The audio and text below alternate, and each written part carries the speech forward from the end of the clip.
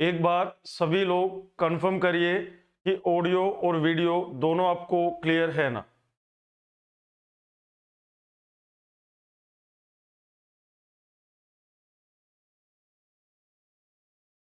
फटाफट से सब लोग एक बार कमेंट कर दीजिए कि ऑडियो और वीडियो दोनों आपको क्लियर है ना।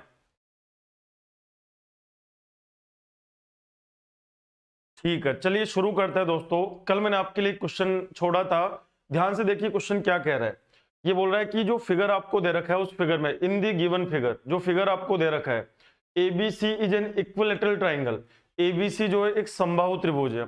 सबसे पहले आपको यह पता होना चाहिए कि समबाहु त्रिभुज जो होता है उसमें तीनों साइड बराबर होती है। तो हमने कहा कि एबीसी एक इक्विलेटरल ट्राइंगल है, तो मैं ट्राइंगल अलग से बना देता हूं। यहाँ पर ध्यान से समझना है। यहाँ पर हमने कहा एबीसी एक ट्राइंगल है। यहाँ पर तो मैं इस तरीके से समझाने के लिए यहां बना देता हूं।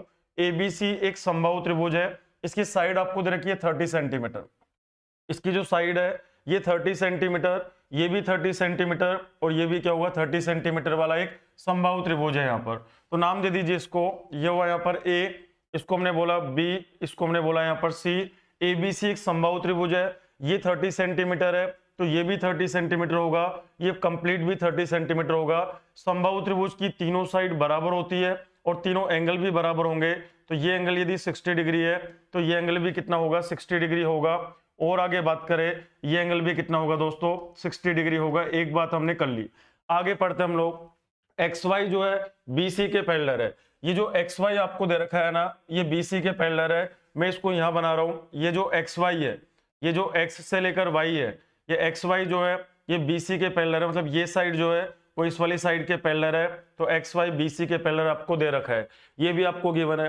अब आप मुझे ध्यान से बताना, कल मैंने आपको ये पढ़ाया था कि कोई भी ट्राइंगल है यहाँ पर और किसी भी साइड के पैरेलल यदि कोई लाइन ड्रॉ करेंगे तो आप बताओ ये एंगल और ये एंगल क्या बराबर होगा क्या?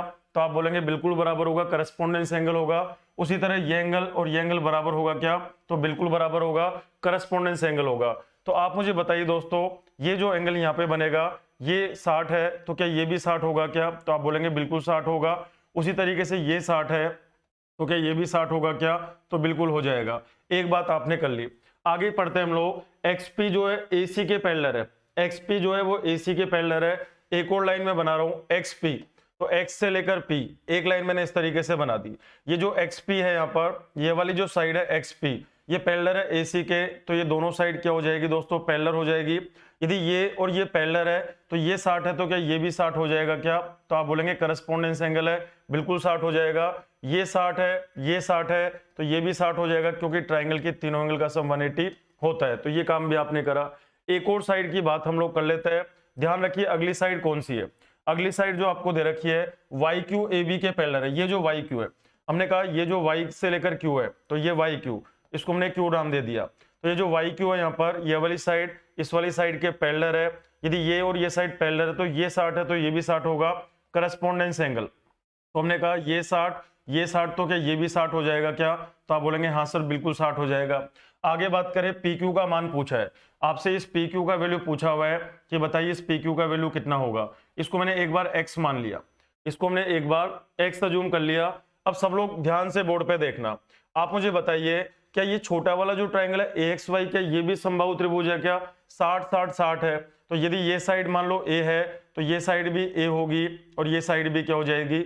ए हो जाएगी। उसी तरह ये वाला ट्राइंगल भी एक समबाहु त्रिभुज है। यदि ये बी है तो ये भी बी होगा और ये भी क्या हो जाएगा? बी हो जाएगा। आगे बात करें, ये वाला भी एक समबाहु त्रिभुज है। यदि ये साइड सी है तो ये भी सी होगी और ये भी क्या हो जाएगी? सी हो जाएगी। अब आप मुझे बताइए पूरे के पूरे ट्राइंगल का पेरीमीटर कितना होगा। तो आपको पता है कि यहां से लेके यहां तक 30 है, यहां से लेके यहां तक 30 है और यहां से लेके यहां तक 30 है। तो 30 30 और 30 के 90 हो जाएगा क्या? जरा ऐड करो। जब आप इनका पेरीमीटर निकालोगे तो a plus B plus B plus x plus c plus a आ जाएगा। तो a कितनी बार आ रहा है? 2 बार आ रहा है। तो पेरीमीटर कितना होगा? 2a। आगे बात करें प्लस, यहाँ पे b और b कितना बनेगा? 2b।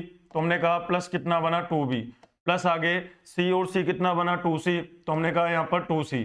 प्लस आगे ये वाला पोर्शन कितना है? x। तो हमने कहा x। क्या ये सब कुछ हमको 90 के बराबर दे रखा है क्या? तो आप बोलेंगे हाँ सर बिल्कुल 90 के बराबर दे रखा है। तो पूरे के पूरे ट्राइंगल का पेरीमीटर आपने निकाल लिया और ट्राइंगल का जो पेरीमीटर होगा वो कितना दे रखा है? 30। 30 और 30 कितना बना 90 बन गया। आगे बात करें, इन तीनों में से कॉमन क्या आ रहा है, 2 कॉमन आ रहा है, तो हमने कहा twice of A plus B plus कितना बना सी। आगे क्या है हमारे पास में x बराबर कितना है यहाँ पर 90, तो आपको दे रखा है कितना यहाँ पर 90 दे रखा है। अब आप देखो, आपको ये भी तो दे रखा है कि x y plus x p plus y q 40 के बराबर है। ये बताओ एक्स वाई किसके बराबर है, एक्स वाई बराबर है ए के, तो एक्स वाई तो ए के बराबर है, प्लस आगे एक्स पी किसके बराबर है, एक्स पी बराबर है बी के, तो ये बी के बराबर है, प्लस आगे वाई क्यू, बताओ वाई क्यू किसके बराबर है सी के। इन तीनों का सम कितना दे रखा है 40 दे रखा है, ये आपको क्वेश्चन में गिवन है।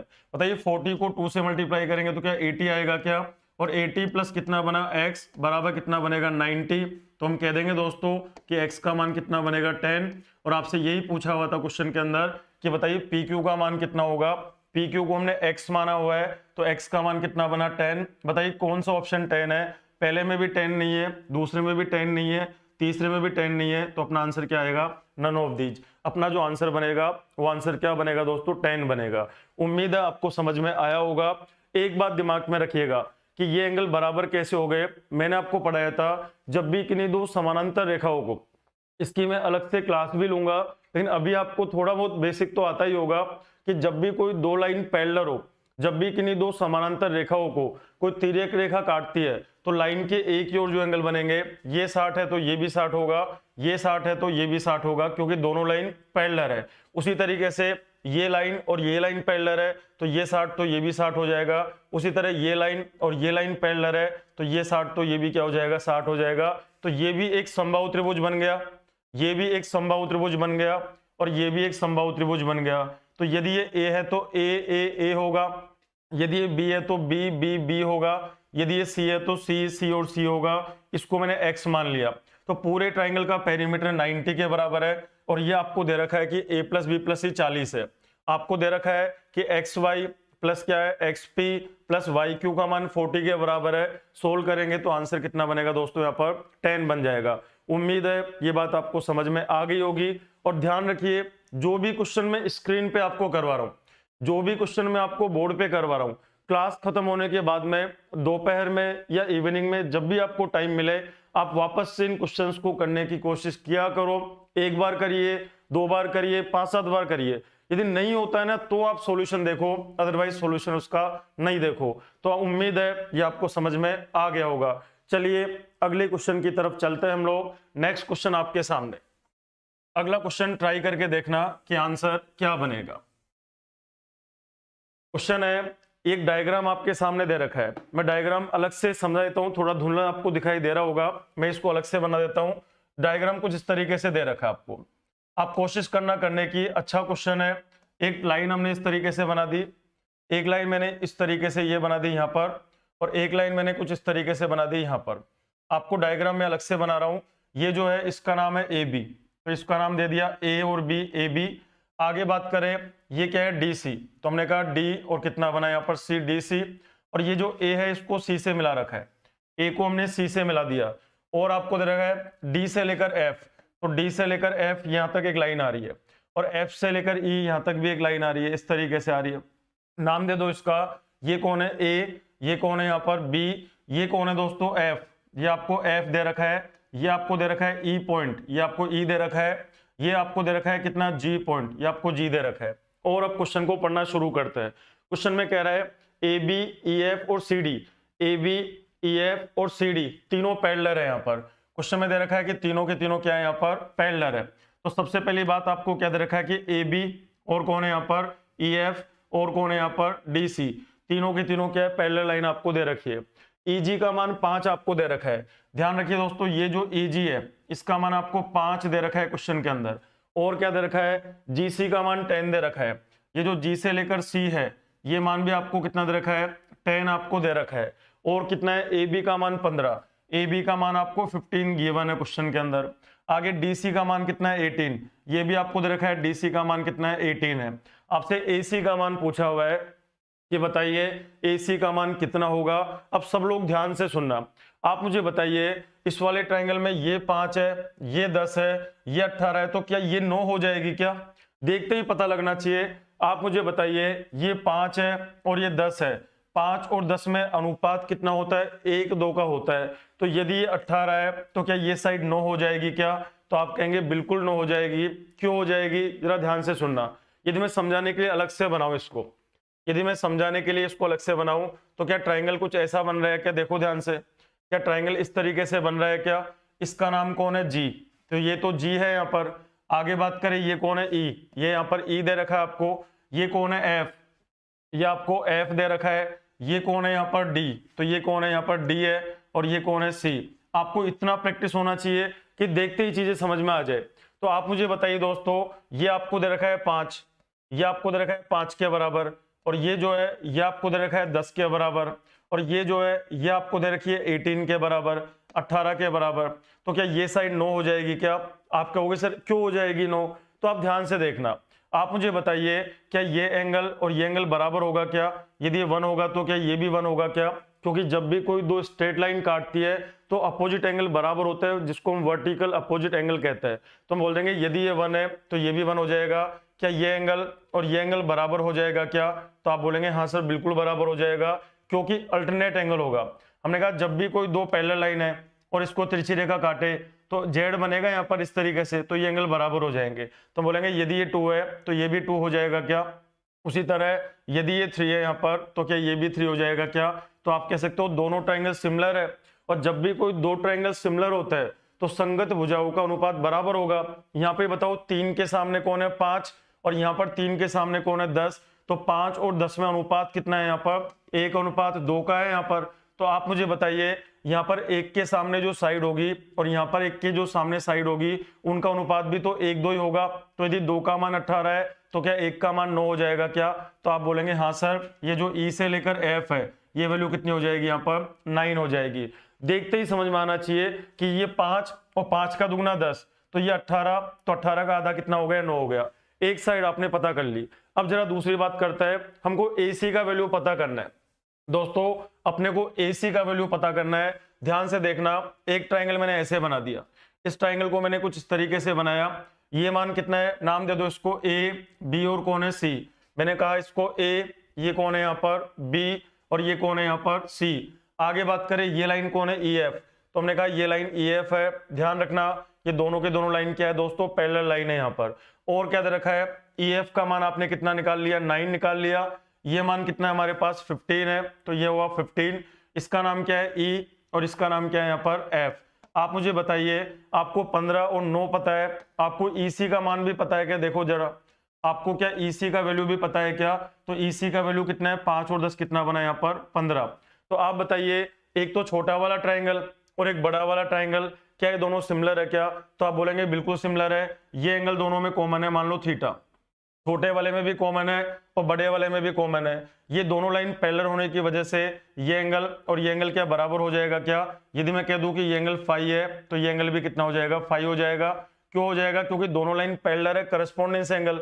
यदि थीटा फाई और थीटा फाई, जब दो ट्राइंगल में दो एंगल बराबर हो गए तो बचा हुआ तीसरा भी बराबर होगा, तो ये अल्फा, तो ये भी क्या हो जाएगा, अल्फा हो जाएगा। आप मुझे बताइए, छोटे वाले ट्राइंगल के तीनों एंगल और बड़े वाले ट्राइंगल के तीनों एंगल बराबर होने की वजह से क्या ये सिमिलर हो जाएंगे क्या?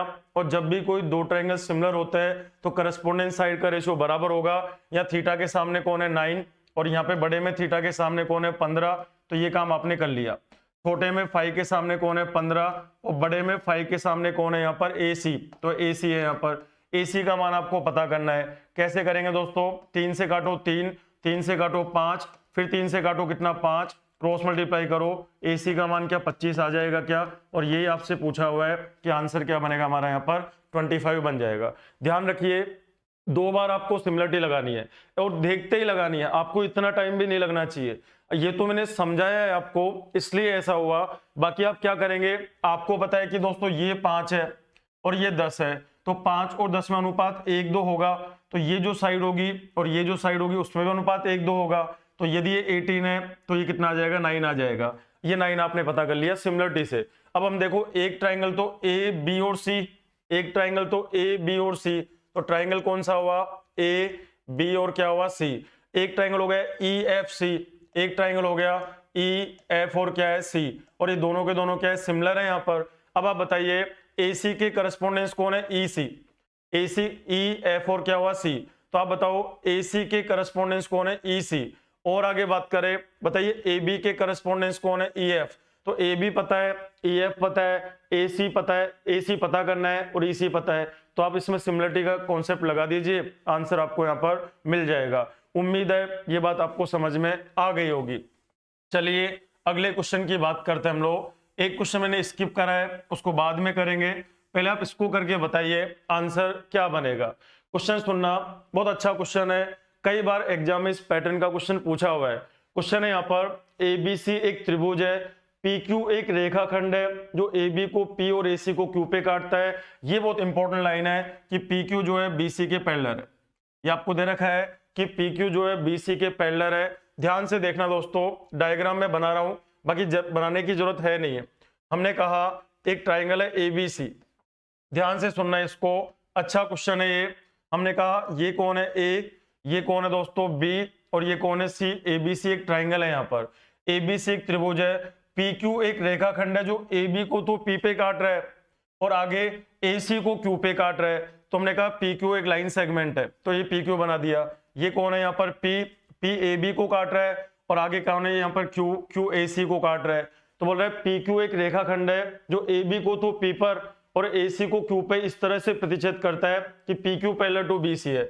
ये जो PQ है दोस्तों ये BC के पैरेलल है, ध्यान रखना। यहाँ पर आप मुझे बताइए, यदि ये लाइन और ये लाइन पैरेलल है, क्या ये एंगल और ये एंगल बराबर होगा क्या?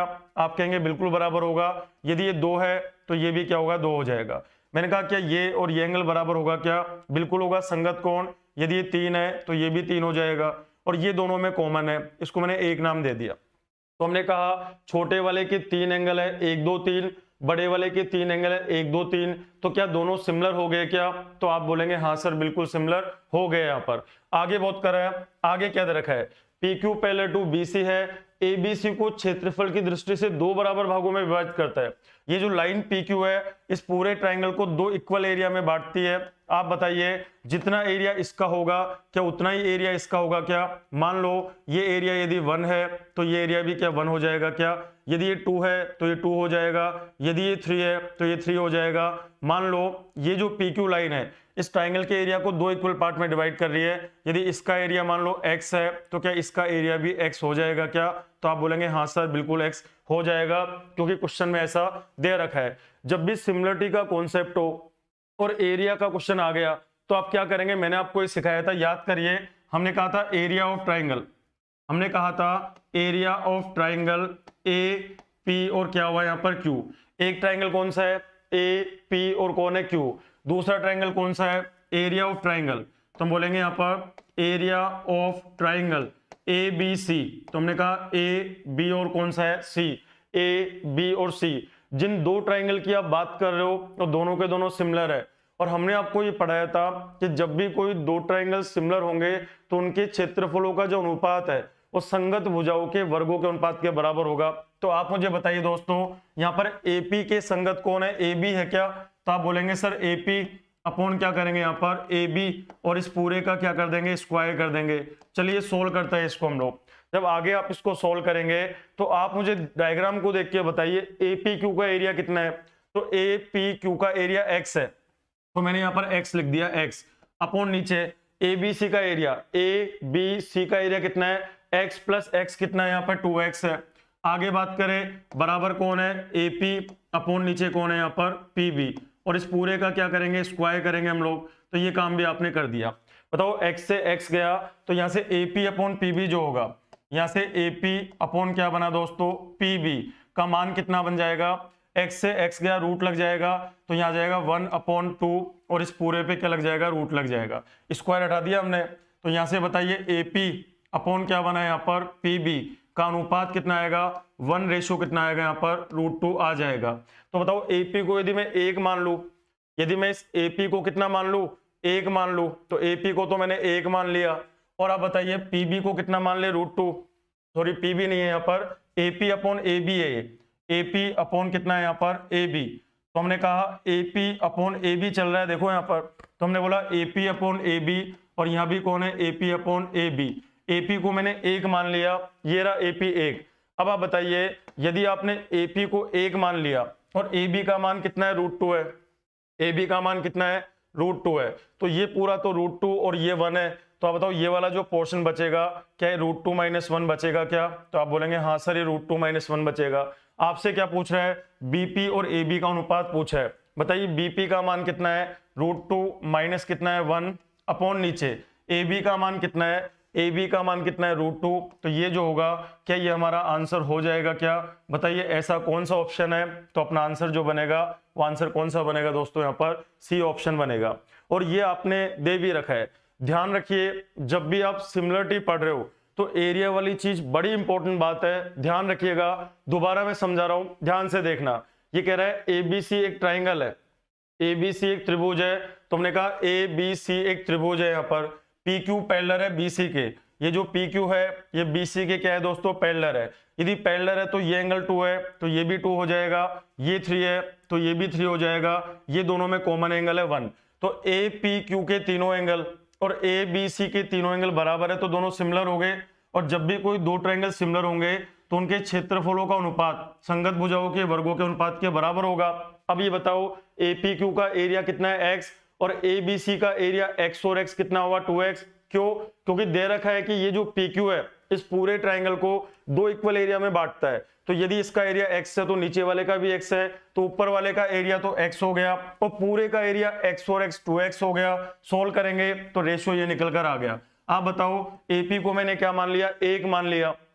ए बी का मान कितना है √2, ए बी का मान √2 है, ये पूरा √2 है, ये पूरा 1 है, तो बाकी कितना बचा √2 - 1। आपसे पूछा है बीपी और ए बी का रेशियो कितना होगा, बीपी का वैल्यू कितना है √2 - 1 और ए बी का वैल्यू कितना है √2। तो अपना जो आंसर बनेगा वो आंसर कितना बनेगा दोस्तों, यहाँ पर सी ऑप्शन बन जाएगा। और याद रखिए ऐसा क्वेश्चन कंटिन्यू पूछा जा रहा है एग्जाम के अंदर, तो आप इसको क्या करना, क्लास खत्म होने के बाद में आप दोपहर में या इवनिंग में इन सभी क्वेश्चंस की दोबारा से आपको प्रैक्टिस करनी है, तब जाके सिमिलरिटी आपका स्ट्रॉन्ग होगा, अदरवाइज कंफ्यूजन बना रहेगा।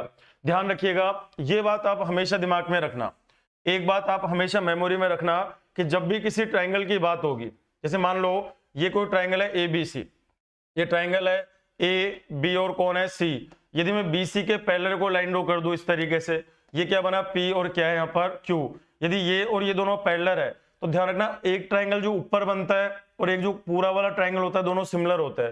क्यों होता है? क्योंकि ये तो दोनों में कॉमन एंगल है। मान लो ये थीटा है यहाँ पर, तो छोटे वाले के लिए भी थीटा होगा, बड़े वाले के लिए भी थीटा होगा।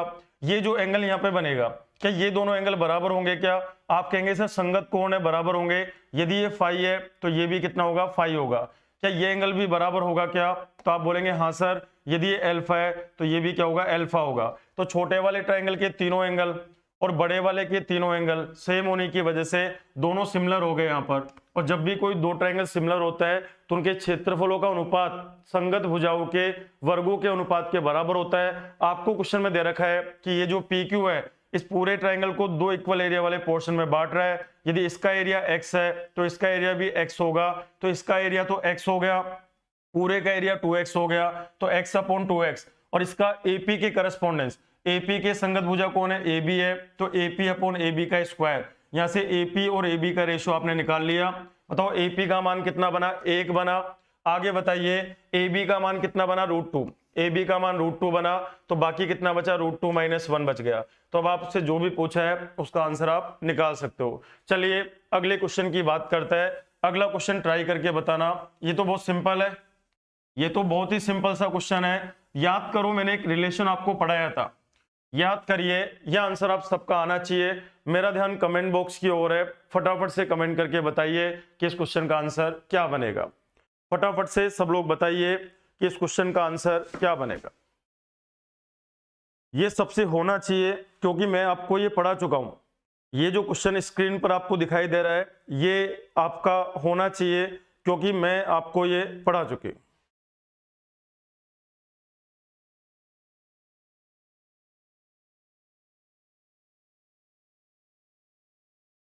फटाफट से करिए, ध्यान करो। मैंने एक सिमिलरिटी का कॉन्सेप्ट आपको पढ़ाया था। मैंने आपको पढ़ाया था एक टावर तो ऐसा है और एक टावर ऐसा है और ये जमीन है यहाँ पर। ध्यान करो, पढ़ाया था ना मैंने आपको कि पहले वाले के टॉप को दूसरे के बॉटम से मिला दो और दूसरे के बॉटम को पहले के, दूसरे के टॉप को पहले के बॉटम से मिला दो।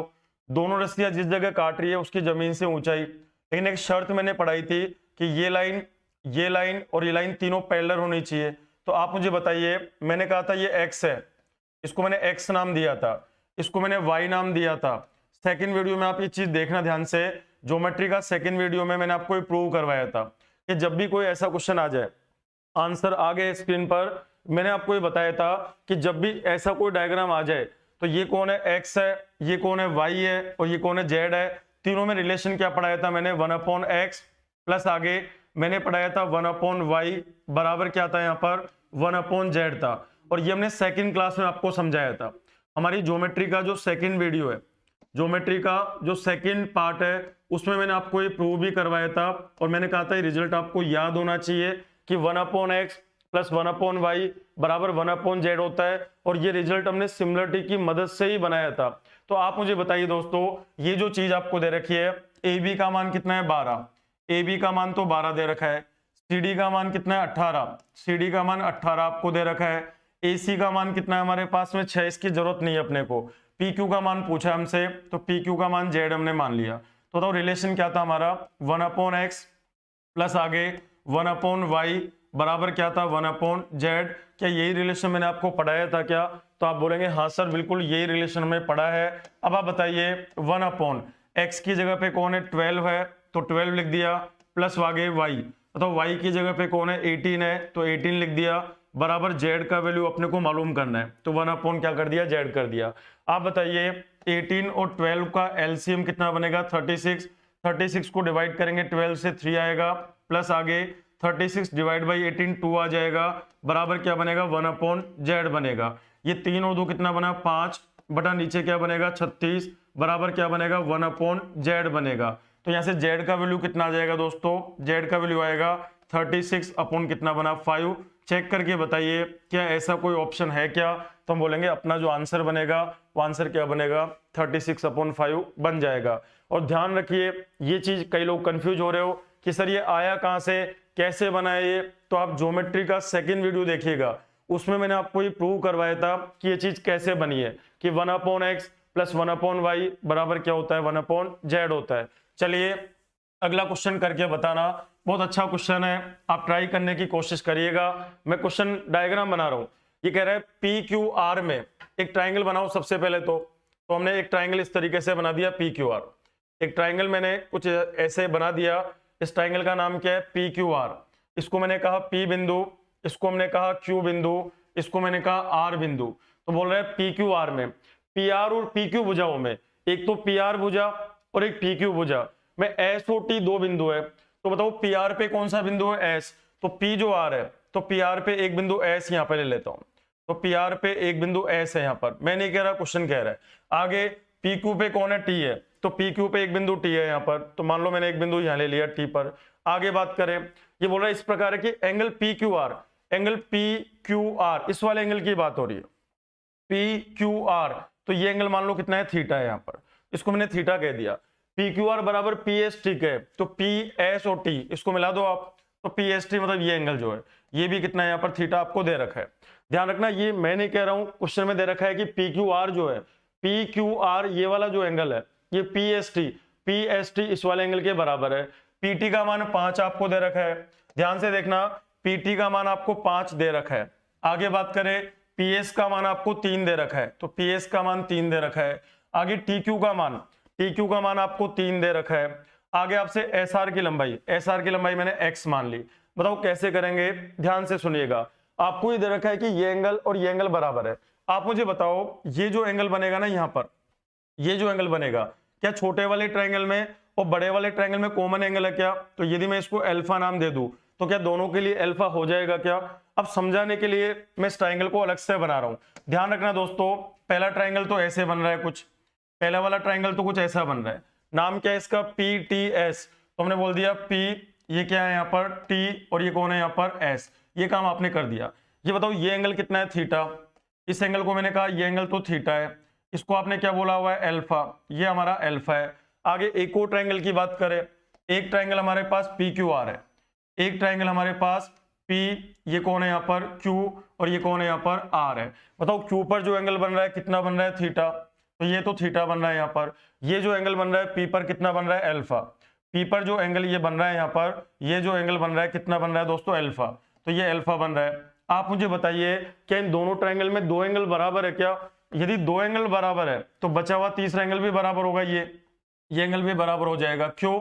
यदि ये 50 है तो ये भी 50 है, यदि ये 60 है तो ये भी 60 है, ये 50 60 तो बचा 70, ये 50 60 तो बचा 70। यदि दो एंगल बराबर है तो तीसरा ऑटोमेटिक बराबर होगा। तो यदि ये फाई है तो क्या ये भी फाई होगा? तो दोनों के दोनों क्या हो गए दोस्तों, यहाँ पर सिमिलर हो गए। आगे जब भी कोई दो ट्रायंगल सिमिलर होता है तो करस्पॉन्डेंस साइड का रेशियो बराबर होता है। बताइए पीटी का मान कितना है, 5, तो ये मान आपको 5 दे रखा है। पीएस का मान कितना है, 3, ये मान आपको 3 दे रखा है। आगे पीक्यू का मान कितना है, पीक्यू का मान 5 और 3 8 आपको दे रखा है। आगे पीआर का मान कितना है, 3 + x, तो ये मान आपको 3 + x दे रखा है। तो सिमिलरिटी लगा दो, आंसर आपको मिल जाएगा। हमने ये बताया था कि जब भी कोई दो ट्रायंगल सिमिलर होता है तो करस्पॉन्डेंस साइड का रेशियो बराबर होता है। तो आप बताइए दोस्तों, छोटे वाले ट्रायंगल में थीटा के अपोजिट में कौन है, 5, तो थीटा के अपोजिट में 5 है। यहाँ पे थीटा के करस्पॉन्डेंस में कौन है, 3 + x है। तुमने कहा 3 + x है, थीटा की बात हो गई। यहाँ पे 5 के अपोजिट में कौन है, 3 है, और 5 के करस्पॉन्डेंस यहाँ पे 5 के अपोजिट में कौन है, 8 है। क्रॉस मल्टीप्लाई करो, 3 × 3 कितना बनेगा, 9, प्लस आगे 3x बराबर 8 5 जा कितना बना, 40। आप बताइए यहाँ से 3x का मान क्या 31 बनेगा क्या? तो आप बताओ यहाँ से x का मान कितना बनेगा, x का मान आएगा 31 बटा कितना बनेगा, 3। क्या ऐसा कोई ऑप्शन में है क्या? तो अपना जो आंसर बनेगा वो आंसर क्या बनेगा, 31 बटा 3 बन जाएगा। तो आपको कुछ नहीं, बस एक सिमिलरिटी लगानी है। आपको छोटे वाले ट्रायंगल और बड़े वाले ट्रायंगल को सिमिलर प्रूव करते हुए सिमिलरिटी की प्रॉपर्टी लगानी है, तो आंसर आपको मिल जाएगा। हमने आपको ये पढ़ाया था कि जब भी कोई दो ट्रायंगल सिमिलर होंगे, whenever two triangles are similar, जब भी कोई दो ट्रायंगल सिमिलर होंगे तो करस्पॉन्डेंस साइड का रेशियो क्या होता है दोस्तों, बराबर होता है। चलिए अगले क्वेश्चन की बात करते हैं। ये तो बड़ा ही आसान सा क्वेश्चन है, आप ट्राई करके बता दो कि आंसर क्या बनेगा। इससे सिंपल क्वेश्चन तो बन ही नहीं सकता। ये बोल रहा है एक ट्रायंगल एबीसी और एक ट्रायंगल है एडीईएफ, दोनों क्या है, सिमिलर है। दोनों यहाँ पे समरूप दे रखे हैं आपको। नाम पढ़िए दोस्तों, कौन कौन सा ट्रायंगल सिमिलर है, तो लिख दो एक बार। एक ट्रायंगल तो है एबीसी, एक ट्रायंगल आपको दे रखा है ए बी और कौन है यहाँ पर, सी, ए बी सी। और एक ट्रायंगल कौन सा है, डीईएफ। एक ट्रायंगल है डी ई और कौन है यहाँ पर, एफ। और दोनों के दोनों क्या है यहाँ पर, सिमिलर है। ऐसा आपको क्वेश्चन में गिवन है। ये आपको क्वेश्चन में दे रखा है कि दोनों के दोनों ट्रायंगल क्या है दोस्तों, सिमिलर है। पहले वाले का एरिया कितना है, 9 है। इसका एरिया आपको दे रखा है 9। इसका एरिया कितना दे रखा है आपको, 16। बीसी का वैल्यू आपको दे रखा है, और बीसी के करस्पॉन्डेंस कौन है, ईएफ है। ईएफ का वैल्यू आपसे पूछा हुआ है। ध्यान रखिए दोनों ट्रायंगल सिमिलर है। यहाँ पर ये तो आसान है, आंसर आ भी गया। सौरभ जी ने आंसर दिया, आगे दिनेश जी ने आंसर दिया, बिल्कुल करेक्ट आंसर है। सुनिएगा ध्यान से, हमने आपको ये पढ़ाया था जब भी कोई दो ट्रायंगल सिमिलर होंगे तो इस वाले ट्रायंगल का एरिया, तो area of triangle A B और क्या लिखा मैंने, सी, अपॉन नीचे एरिया ऑफ ट्रायंगल, तो हमने लिखा एरिया ऑफ ट्रायंगल, क्या लिखेंगे हम लोग, डी ई और क्या है यहाँ पर, एफ। जब भी कोई दो ट्रायंगल सिमिलर होता है तो उनके क्षेत्रफलों का अनुपात संगत भुजाओं के वर्गों के अनुपात के बराबर होता है। बताओ यहाँ वाली भुजा कौन सी ले लूं, बीसी, और आप बताइए बीसी के संगत कौन है, ईएफ। तो बीसी अपॉन ईएफ का क्या करा मैंने, स्क्वायर कर दिया। आपको सर बीसी क्यों ले लिया, ए बी क्यों नहीं लिया? अरे भाई बीसी दे रखा है आपको और बीसी के करस्पॉन्डेंस ईएफ आपको मालूम करना है, इसलिए मैंने ये वाली साइड काम में ले ली। चलो वैल्यू डालता है। बताइए पहले वाले ट्रायंगल का एरिया, एबीसी का एरिया 9 दे रखा है क्या? तो आप यहाँ पे क्या लिख दोगे, 9 लिख दोगे। तो हमने कहा 9 अपॉन, क्या दूसरे वाले ट्रायंगल का एरिया आपको 16 दे रखा है क्या? तो यहाँ पे मैंने लिख दिया 16। आगे बराबर, बताइए ये कौन है, बीसी अपॉन ईएफ। तो हमने कहा बीसी अपॉन कौन है यहाँ पर, ईएफ, और इसका स्क्वायर है। स्क्वायर जब हटाओगे तो इधर क्या रूट लग जाएगा क्या? तो आप बोलेंगे बिल्कुल रूट लग जाएगा। सोल्व करिए इसको। 9 को जब रूट से बाहर निकालेंगे तो क्या आएगा दोस्तों, 3 आएगा। 16 को बाहर निकालेंगे तो 4 आएगा। बराबर आगे बीसी का मान कितना दे रखा है, 2.1, तो 2.1 अपॉन नीचे ईएफ हमें मालूम करना है, तो ईएफ की वैल्यू आपको पता करनी है।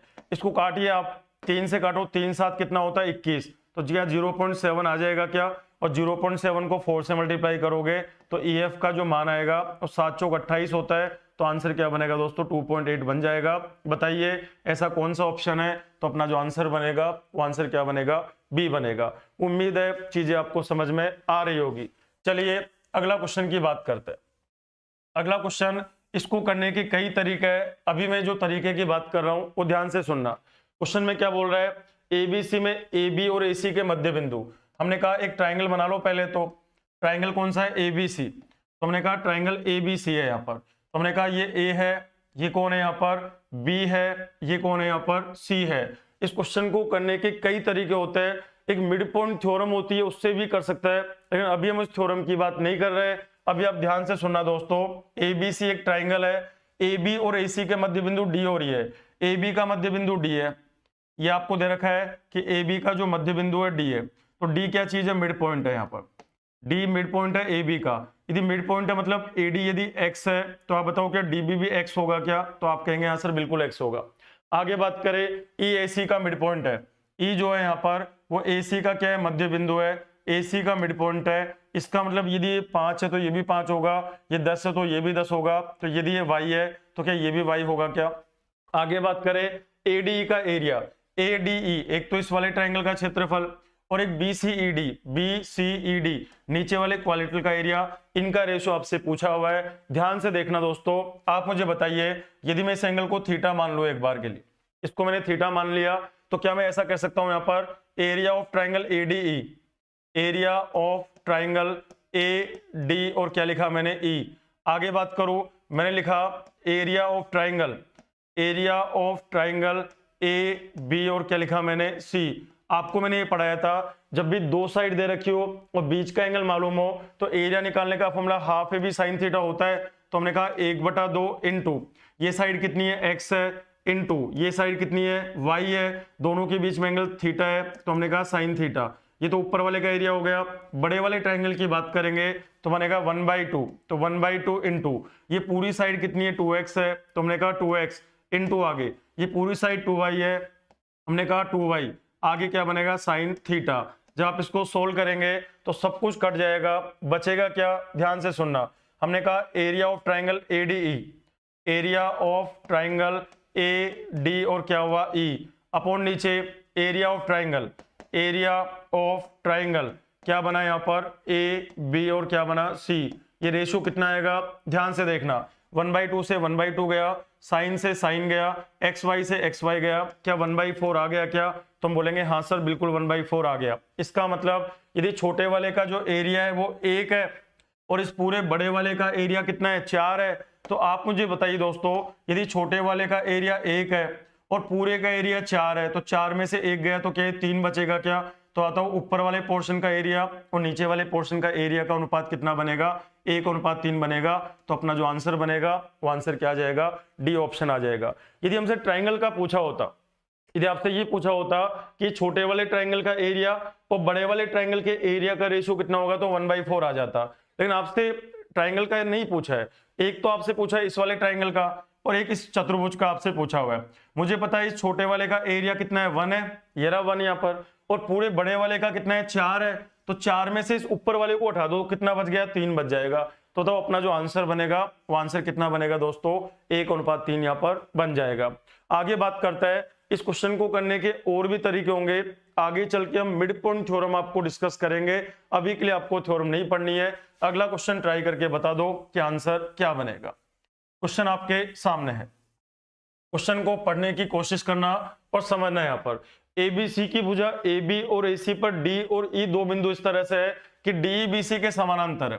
इस लाइन को पढ़ना मत भूलिएगा, DE BC के पैरेलल है। इतना होते ही तो क्वेश्चन आपसे हो जाना चाहिए। ध्यान रखिएगा, डायग्राम कैसे बनेगा बोर्ड पे देखना। हमने कहा ABC एक ट्राइंगल है, हमने बोला ABC एक ट्राइंगल मैंने बना दिया। ये कौन है A, इसको मैंने बोला क्या हुआ B, इसको मैंने क्या बोल दिया C। ABC एक ट्राइंगल है, यहाँ पर DE BC के पैरेलल है। ये लाइन मैंने बना दी DE। ये जो DE है, ये जो D से लेकर E है, ये DE जो है वो किसके पैरेलल है, यहाँ पर BC के पैरेलल है। आगे बात करें AD और DB में अनुपात, AD और DB में अनुपात 4:5 है। तो यदि ये 4 आपको दे रखी है, AD और DB में अनुपात दे रखा है 4:5, तो ये 4 है, तो ये मैंने क्या बोल दिया, इसको 5 बोल दिया। ये रेशो आपको दे रखा है क्वेश्चन में। कि एडी और डीबी का अनुपात 4:5 है। सीडी और बीई एफ बिंदु पर एक दूसरे को काटते हैं। कौन कौन काट रहा है, ध्यान से सुनना। एक तो है सीडी, तो सी को डी से मिला दो, सीडी, ये होगा सी से लेकर, तो हमने कहा सी को हमने किससे मिला दिया, डी से मिला दिया, तो ये होगा सीडी। और कौन है, बीई, बी को ई से मिला दो, बीई, तो हमने कहा बी को ई से मिला दिया, बीई। तो सीडी और बी कहां पे काट रहे हैं, एफ पर काट रहे हैं, तो ये एफ बिंदु पर काट रहे हैं दोनों। ये आपको दे रखा है क्वेश्चन में। आपसे क्या पूछा है कि डीईएफ का एरिया, एक तो इस वाले ट्रायंगल का एरिया, और सीबीएफ एक इस वाले ट्रायंगल के एरिया का रेशो कितना होगा, ये आपको पता करना है। ध्यान से देखिए दोस्तों, हमने आपको ये पढ़ाया था कि जब भी कोई ट्रायंगल ऐसा होता है, जब भी कोई ट्रायंगल ऐसा होगा, नाम क्या है इसका, एबीसी, ए बी और सी, और आप बताओ डी किसके पैरेलल है, यहाँ पर डी बीसी के पैरेलल है।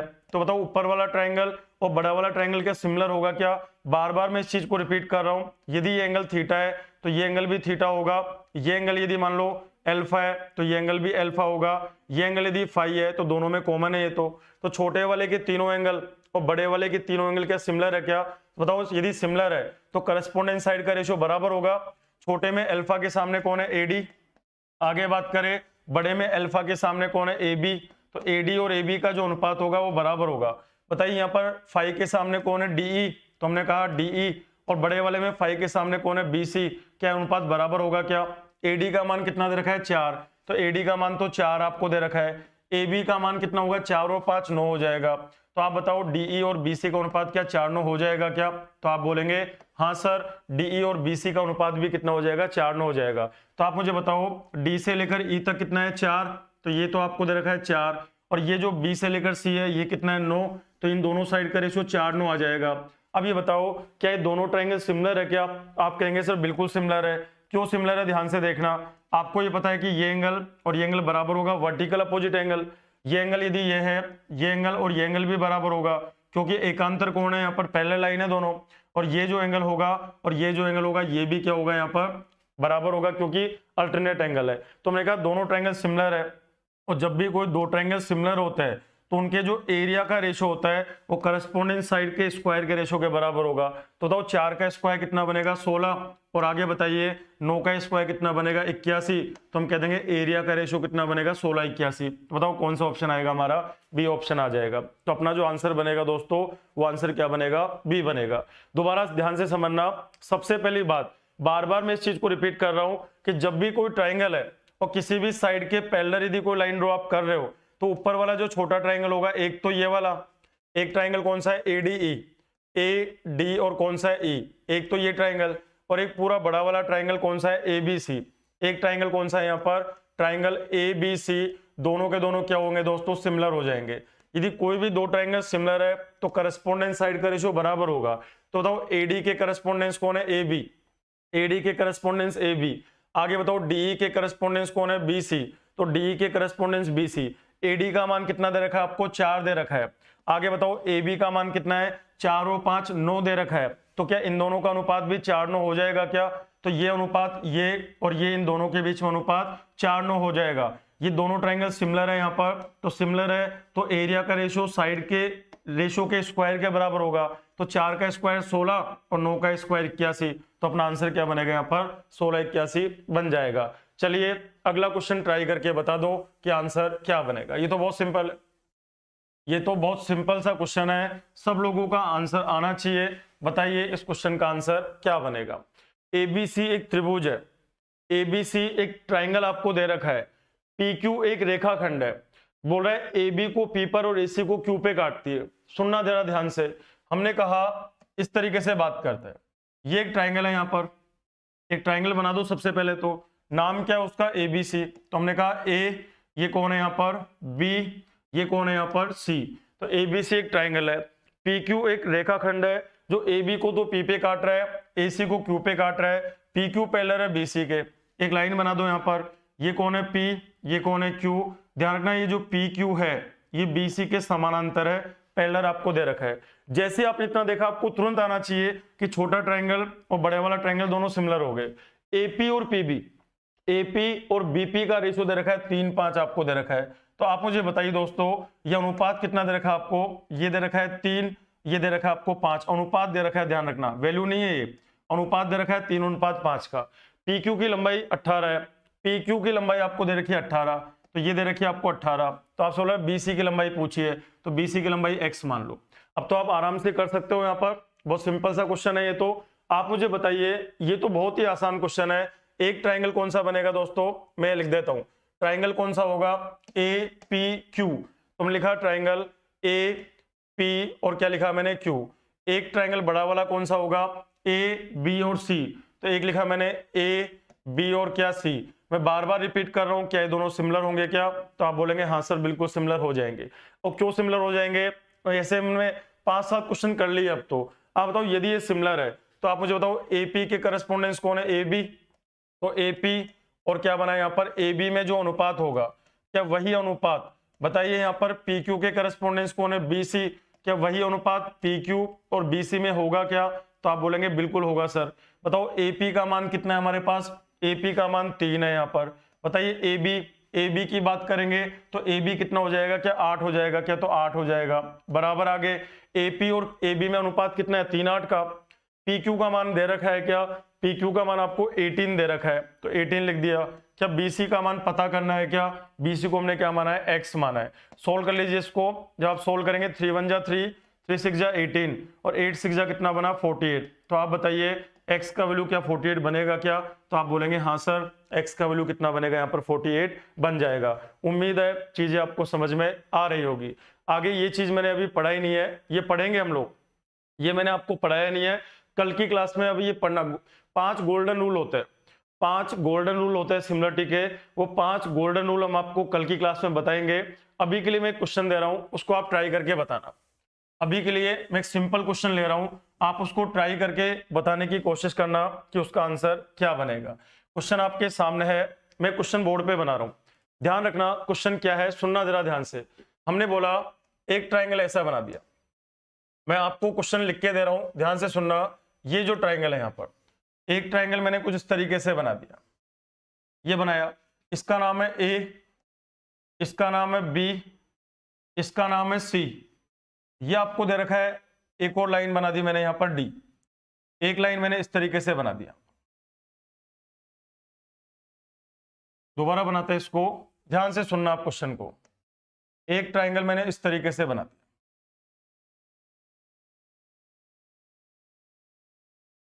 आप देखते हैं कौन आप में से इसका सही जवाब देता है। क्वेश्चन को समझना पहले, ABC एक ट्राइंगल है, A B और C एक ट्राइंगल यहाँ पे दे रखा है। एक लाइन मैंने ऐसे बना दी इस तरीके से, एक लाइन मैंने बना दी, इसका नाम है D, ये आपको D है यहाँ पर। ये एंगल आपको 30 दे रखा है, ये जो एंगल है आपको 30 डिग्री गिवन है क्वेश्चन के अंदर, ये आपको दे रखा है क्वेश्चन में। अब मैंने यहाँ पे एक बिंदु और ले लिया E, यहाँ पे एक बिंदु मैंने और ले लिया E, इस तरीके से। B को मैंने E से मिला दिया, क्वेश्चन को समझना पहले ध्यान से। B को मैंने किससे मिला दिया दोस्तों, E से मिला दिया, तो B को मैंने E से मिला दिया, और इस E को मैंने C से भी मिला दिया, E को हमने C से भी मिला दिया। ये बिंदु कौन सा है, E बिंदु है, तो E को हमने C से भी मिला दिया। ये दो चीजें आपको दे रखी है, और इस वाले पोर्शन को डार्क कर दिया। ये वाला जो पोर्शन है यहाँ पर, इसको मैंने थोड़ा इस तरीके से डार्क कर दिया। ये वाला जो पोर्शन है, अच्छा क्वेश्चन है, आप थोड़ा दिमाग लगाना इसके अंदर। ये वाला जो पोर्शन है इसको हमने थोड़ा शेडेड कर दिया, तो छायांकित कर दिया इसको, ये वाला पार्ट हमने कर दिया। इस वाले पार्ट को छायांकित कर दो, इस वाले पार्ट को थोड़ा सा हमने शेडेड कर दिया, छायांकित कर दिया हमने। इस तरीके से बात करेंगे। क्वेश्चन को आप समझना यहाँ पर ध्यान से, देखते हैं आप में से कॉपी पेन लेके बैठना और इसको बनाना। क्वेश्चन में क्या क्या आपको दे रखा है, ABC एक ट्राइंगल है, यहाँ पे एक बिंदु D है, ये एंगल आपको 30 दे रखा है, और आपको क्या दे रखा है, BC का वैल्यू दे रखा है, BC का वैल्यू दे रखा है 16 सेंटीमीटर, BC का वैल्यू आपको दे रखा है 16 सेंटीमीटर, और AE का मान भी आपको दे रखा है। AE का जो मान है वो आपको दे रखा है 4.5 सेंटीमीटर, 4.5 सेंटीमीटर आपको दे रखा है। आपसे पूछा है देन फाइंड द एरिया, आपसे पूछा है then find the area, find the area of shaded region, find the area of shaded region, छायांकित भाग का क्षेत्रफल बताइए। आपसे क्वेश्चन पूछा है एरिया ऑफ शेडेड रीजन, बताइए छायांकित भाग का क्षेत्रफल क्या होगा। और ये कॉन्सेप्ट मैंने आपको पढ़ा रखा है, क्वेश्चन को ध्यान से सुनना पहले। क्वेश्चन है ABC एक ट्राइंगल है हमारे पास में, तो ABC एक ट्राइंगल हमारे पास में, यहाँ पर एक बिंदु ले लिया E, AE का मान आपको दे रखा है 4.5, ये जो A से लेकर E है, ये जो ए से लेकर ई है, ये वाली चीज, ये ए का मान आपको दे रखा है 4.5, ये गिवन है आपको, ए का मान 4.5 आपको गिवन है। बी से लेकर सी, बी सी का मान आपको गिवन है 16, ये भी आपको गिवन है, और आपको ये एंगल भी गिवन है 30 डिग्री, और आपसे ये पूछा है कि जो शेडेड रीजन होगा उसका एरिया कितना होगा, ये आपको बताना है। तो सब लोग ध्यान से देखिएगा, यदि कोई कर सके तो इसको करवाइएगा। कल की क्लास से फिर हम इंसेंट्रिक शुरू करेंगे। आज सिमिलरिटी की, सॉरी इंसेंट्रिक से पहले सिमिलरिटी के 5 गोल्डन रूल हम आपको पढ़ाएंगे, उसके बाद हम इंसेंट्रिक शुरू करेंगे। सब लोग ध्यान से देखना। एक तो हमको ये शेडेड का एरिया पता करना है। ये बताओ, यदि मैं इसको 1 मान लूं, इस वाले को 1 मैंने कह दिया और इस वाले को मैंने 2 नाम दे दिया मैंने इसको यहाँ पर, तो एरिया ऑफ ट्राइंगल AEC की बात करो, क्या मैं ऐसा निकाल सकता हूं क्या? ध्यान से देखना। यदि मैं बात करूं, इस वाले ट्राइंगल के बारे में बात करते हैं पहले, इस वाले ट्राइंगल को ध्यान से सुनना। मैं लिख रहा हूं यहां पर, समझना ध्यान से, area of triangle, area of triangle, area of triangle AEC, area of triangle AEC निकाल सकते हो क्या? तो आप बोलेंगे सर कैसे निकालेंगे, तो देखना जरा ध्यान से। तो हमने कहा area of triangle, area of triangle, area of triangle ADC, तो हमने कहा एरिया ऑफ ट्राइंगल ADC, ध्यान से सुनना इस बात को, ADC पूरे की बात करी, A, D और C, यदि इस पूरे के एरिया में से मैं ये एरिया हटा दूं, किसका एरिया हटा दूं मैं? माइनस, हमने बोला एरिया ऑफ ट्राइंगल, किसका एरिया? EDC का एरिया हटा दो, ED और C का एरिया हटा दो। इसकी एक ट्रिक भी बनेगी, मैं बाद में बताऊंगा। अभी आप एक बार कॉन्सेप्ट से, बेसिक से बात करते हैं। तो मैंने कहा इस पूरे के एरिया में से यदि मैं इस छोटे वाले का एरिया हटा दूंगा तो क्या ये एरिया आ जाएगा क्या? तो आप बोलेंगे यहां से बिल्कुल आ जाएगा। इसको मैंने X नाम दे दिया, इसको मैंने Y नाम दे दिया, इसको मैंने Z नाम दे दिया। अब आप बताओ पूरे का एरिया कितना बनेगा? तो मैंने एरिया निकालना आपको सिखा रखा है, कैसे? ध्यान से सुनना। हम बोलेंगे 1/2, तो बोलेंगे 1/2 इंटू, ये बताओ बड़े वाले का एरिया निकाल रहे हैं हम लोग, यहां से और यहां तक की साइड कितनी हो जाएगी? ये बन जाएगी x + 4.5 बन जाएगी, x + 4.5 इंटू, आगे यहां से यहां तक की साइड कितनी है? y, तो हमने कहा y, आगे sin 30, तो हमने कहा sin 30 डिग्री। क्या यही एरिया बनेगा क्या? हमने एरिया निकालने का फॉर्मूला क्या बनाया था? Half AB sin theta. तो इस वाले ट्रायंगल में यहां से लेके और यहां तक की साइड कितनी है? 4.5 + x, और यहां से यहां तक की साइड कितनी है? y, और दोनों के बीच में एंगल कितना है? 30। तो ये एरिया निकाल लिया। आगे बात करें माइनस 1/2, अब इसका एरिया निकालते हैं हम लोग। ये साइड x है और ये y है, तो हम बोलेंगे x इंटू क्या बना? y इंटू क्या बना? sin 30 degree. तो हमने कहा sin 30 हमने कर दिया। ये बताओ sin 30 का मान क्या 1/2 होता है क्या? तो 1/2 इंटू 1/2 कितना बन जाएगा? 1/4। ब्रैकेट में कौन है यहाँ पर? ये बनेगा x प्लस कौन है? 4.5, और कौन है यहाँ पर? y, माइनस क्या बनेगा? sin 30 का मान 1/2, तो क्या 1/4 xy हो जाएगा क्या? आप बोलेंगे बिल्कुल हो जाएगा। जब आप इसको सोल्व करेंगे तो 1/4 xy से 1/4 xy कट जाएगा, क्या बचेगा हमारे पास? सुनना, इसको मल्टीप्लाई कर दो आप इससे, y को अंदर लेके आ जाओ, तो ये बनेगा xy/4, xy/4 बन जाएगा। आगे इस y को इसमें लेके आओ तो प्लस बनेगा 4.5, और ये क्या बना? y अपॉन नीचे क्या बनेगा? 4, यही बनेगा। आगे बात करें माइनस, ये क्या बनेगा? xy अपॉन क्या बनेगा? 4 बनेगा। ये बताइए, इससे इसको काट दे के हम लोग तो कट जाएगा ये तो बताओ इस वाले ट्रायंगल का एरिया कितना मिल गया हमको? ये मिल जाएगा 4.5y, ये मिलेगा 4.5y अपॉन नीचे कितना बना? 4। तो ये एरिया आपने पता कर लिया। ये बताओ ये जो एरिया हमने पता करा, ये क्या इस वाले ट्रायंगल का पता कर लिया क्या? तो एक का हमने पता कर लिया। आगे बात करें, जैसे मैंने इधर काम किया बिल्कुल वैसे इधर भी काम करो आप। जब इधर काम करेंगे तो देखना ध्यान से क्या बनेगा। आप एक बार करिए, फिर आपको टाइम नहीं लगेगा। आपको अब की बार इस वाले ट्रायंगल की बात कर रहा हूं, तो अब की बार मैंने क्या लिखा? ध्यान से सुनना, एरिया ऑफ ट्रायंगल, हमने लिखा एरिया ऑफ ट्रायंगल ए। अब किसके? ए, बी और ई की बात करनी है। Area of triangle A, B, e की बात करनी है, तो ए, बी की बात करेंगे हम लोग। तो ए, बी का एरिया कैसे निकालेंगे? सुनना, इस पूरे का एरिया ले लो आप, ए, बी, डी का एरिया ले लो। तो हमने कहा area of A, B, D, हमने लिखा area of triangle A, B, D, area of triangle A, B, और क्या लिखा मैंने? डी। आगे माइनस, इस पूरे के एरिया में से आप ये वाला एरिया हटा दो, तो माइनस क्या कर देंगे? एरिया ऑफ, तो हम बोलेंगे एरिया ऑफ ट्राइंगल BDE, तो एरिया ऑफ ट्राइंगल BD और क्या हुआ यहाँ पर E। एक बात ध्यान रखना, क्या ये पूरा एंगल 180 है क्या, तो ये जो एंगल है क्या 150 बन जाएगा क्या, तो आप बोलेंगे हाँ सर 150 बन जाएगा। चलो एरिया निकालो, जब आप एरिया निकालोगे तो क्या बनेगा, सुनना, ये बनेगा 1/2, तो 1/2, ये साइड तो z है और ये साइड x + 4.5 है, तो बोलेंगे x + 4.5। आगे बात करें इंटू कौन है z, और दोनों के बीच में एंगल कितना है 150, तो हम बोलेंगे साइन 150 डिग्री। आगे बात करें -1/2, बताओ ये साइड z है और ये साइड x है, तो हम बोलेंगे x इंटू क्या बना z, आगे क्या बोलेंगे हम लोग साइन 150 डिग्री। आप बताइए क्या साइन 150 का मान भी 1/2 ही होता है क्या, तो आपको ये पता होना चाहिए कि साइन 150 डिग्री सेकंड क्वाड्रेंट में ट्रिग्नोमेट्री आप पढ़ चुके हो, तो ये मान भी 1/2 हो जाएगा। तो 1/2 इंटू 1/2 क्या 1/4 आएगा क्या, तो 1/4 क्या बनेगा xz। आगे बात करें प्लस, ये 1/2 इंटू 1/2 1/4, तो ये बनेगा 4.5z अपॉन नीचे क्या बनेगा 4।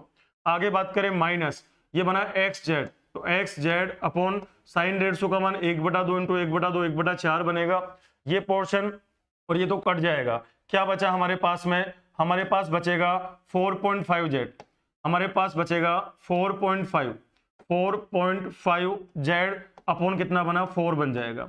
अब आप बताइए ये एरिया भी आपने पता कर लिया, ये एरिया भी आपने पता कर लिया, बताओ इस वाले पार्ट का एरिया कितना आया था हमारे पास 4.5 y अपॉन 4 आया था क्या, तो आप कहेंगे बिल्कुल ये आया था। इस वाले का एरिया कितना आया था 4.5z, तो इसका एरिया आया था, इस वाले का तो एरिया कितना आया था 4.5 इंटू कौन है y अपॉन नीचे कौन है दोस्तों 4, ये तो एरिया आया था इस वाले का। प्लस हम बात करें इसका, इसका एरिया कितना निकाला मैंने 4.5, तो 4.5 और कौन है z और नीचे कौन है यहाँ पर 4 है, बताओ दोनों में से कॉमन क्या आ रहा है 4.5 अपॉन 4 मैंने कॉमन ले लिया, ये कॉमन ले लिया, आगे ब्रैकेट में क्या बनेगा y प्लस कितना बन जाएगा z बन जाएगा। और बताओ यहाँ से लेके यहाँ तक y है, यहाँ से यहाँ तक z है, और y प्लस z मतलब BC का मान आपको दे रखा है क्या, BC का मान आपको 16 दे रखा है, तो क्या कर देंगे 4.5 अपॉन नीचे कौन है 4 इंटू ये मान आपको 16 दे रखा है, 4 से काटो 4 बार, 4.5 को जब 4 से गुणा करेंगे तो क्या 18 आ जाएगा क्या, तो आप ये कह सकते हो यहाँ पर कि छायांकित भाग जो होगा उसका जो एरिया बनेगा वो कितना बनेगा 18, और ये 18 हमारा क्या बन जाएगा यहाँ पर आंसर बन जाएगा। मैं आपको ये समझाना चाह रहा हूँ, मैंने आपको फर्स्ट डे एक चीज बताई थी कि जब भी किसी ट्राइंगल में दो साइड आपको दे रखी हो और उनके बीच का एंगल पता हो, तो एरिया निकालने का फॉर्मूला क्या होता है हाफ AB sin थीटा। तो मैंने पूरे वाले का एरिया निकाला हाफ AB sin थीटा से, उसमें से ये एरिया हटा दिया हाफ AB sin थीटा, तो ये एरिया आपको मिल जाएगा, ये वाला एरिया आपको मिल जाएगा। बताओ ये वाला एरिया कितना मिला आपको, ये मिल गया।